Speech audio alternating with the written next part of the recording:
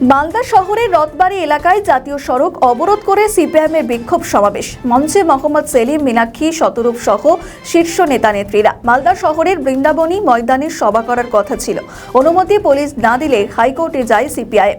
যেখানে মালদা কলেজ মাঠে সভার অনুমতি দেয় হাইকোর্ট, কিন্তু মালদা কলেজে আবার হাইকোর্ট যায় সভা না করার জন্য। পরিবর্তে ওল্ড মালদার মঙ্গলবাড়িতে সভা করার অনুমতি দেয় হাইকোর্ট, কিন্তু সিপিআইএম মালদা শহরে সভা করতে চেয়ে আজ রথবাড়ি মোড়ে বিক্ষোভ সমাবেশ শুরু করে। আর সেই সভাকে ঘিরে শহর জুড়ে যানজট সৃষ্টি হয়। রথবাড়ি থেকে সভা শেষে সেখান থেকে মিছিল শুরু করে মালদা ফোয়ারা মোড়ে এসে শেষ হয় বিক্ষোভ মিছিলটি। সিপিআইএম একদম স্পষ্ট কথা বলে, সিদ্ধান্ত নিতে হবে, সিদ্ধান্তহীন থাকলে হবে না। কি সিদ্ধান্ত নিতে পারছেন? তারা করবে ঠিক, যে নিজের দল নিজে সিদ্ধান্ত নেবে।